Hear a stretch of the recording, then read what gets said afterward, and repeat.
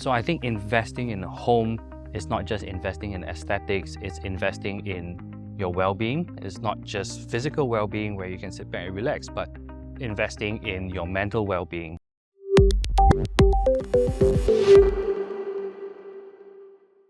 Investing in your home is a big deal, especially when it comes to design and architecture. But imagine the horror of ending up with no progress on your dream home and your hard-earned cash gone, all because of fraudulent companies. Today, shedding light on this is Yue Wei, the founder and principal architect of YWA Studio. Hi, how are you? Welcome to the show. Hi Rosh, thanks for having me here today. Yeah, absolutely. So let's begin. Yue Wei, for us newbies diving into home ownership, what are the telltale signs that we might be walking into a renovation scam? Okay, well, that's going to be a tough question, isn't it? Because I think when the setups are there to scam you, they probably would have everything well thought out and orchestrated just to get you hooked into the whole program. But I think the things that people can do to look out for scams is to do a background check on the designer that you're thinking of engaging, check on their accolades, the projects they've done. Another thing that you can do, another level of check, is to go online. You know, if you buy a product, you will probably do a bit of research, how good the product is, and look at other people's reviews. So this is a home, it's a big investment. Why wouldn't you do that, right? But with that being said, you know, after many years of me being in the industry, we actually do have a lot of word of mouth referrals from clients. But a lot of our clients are very private. So on the downside for me is that we have very little online reviews, but more of word of mouth. So I would say the other thing that you can do is to be very familiar with the contract that they're offering you, read up on it, understand it, make sure you're comfortable with it, and that they are very detailed on what they're providing, what they're gonna have built out for you. And also be familiar with the clauses. So exit clauses, delay clauses and things like that. These are two of the very key important contract clauses that you should be looking out for. Yeah. I would like to think, yeah, it is quite tough. And at the end of the day, like you said, it does come down to reputation. Yes. Right? Okay. Now, as a rookie homeowner, I'm clueless about where to start with renovations. What's the first thing you recommend I do before even thinking about hiring pros? Okay, well, I think for homeowners, sometimes it's an individual. If you're a bachelor, you're looking to do your own home, but also sometimes you're having a family, a whole family nucleus to think about. The first step, I would say, is to have a discussion with the family and establish your own brief. So understanding the spaces that you want, the functions that you want in the home, and the items that you want inside. When I say items, it doesn't just mean dry kitchen, I want an island, but we can go deeper in depth. Think about what you want to achieve with the renovation. So if you want to encourage more family time, you can tell me like, oh, I want to have more family engagement, etc.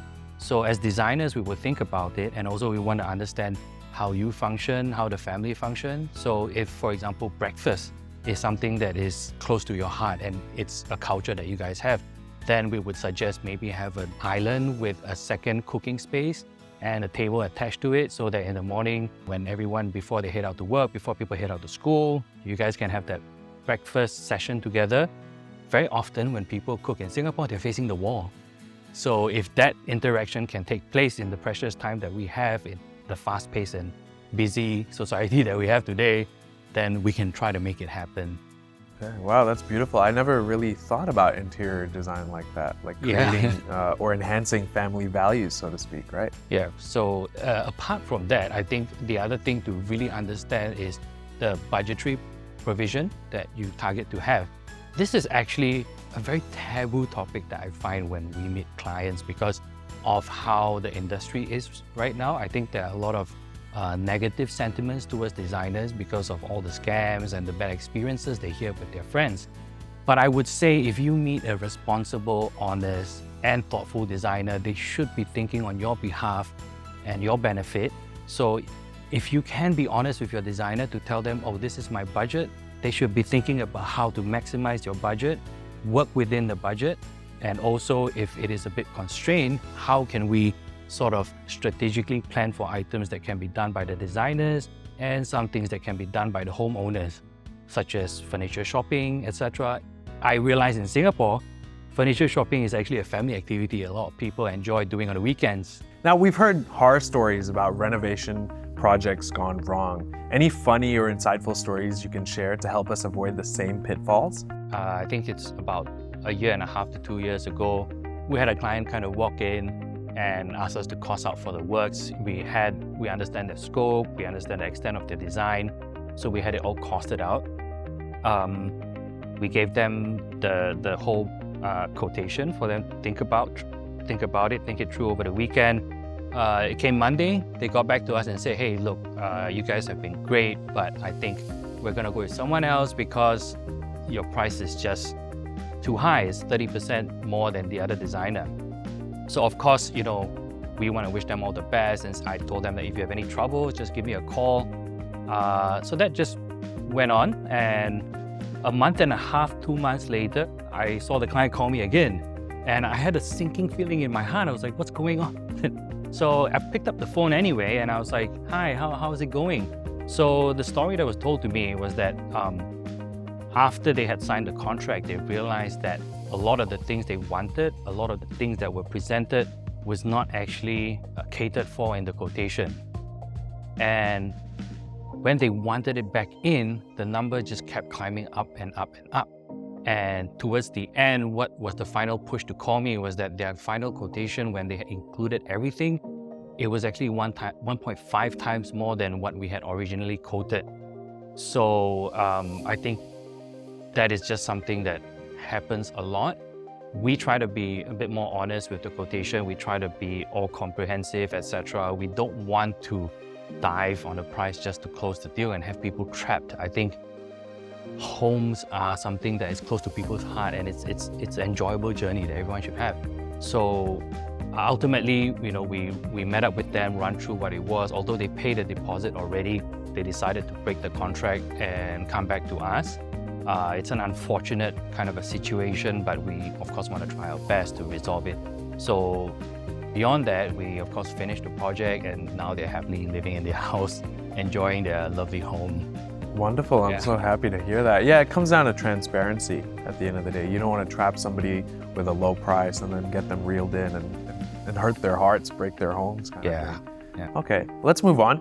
I've got big dreams for my home, but let's be real, my budget isn't endless. Can you give me some advice on where it's worth investing a bit more for long-term gains and any clever tricks without compromising quality?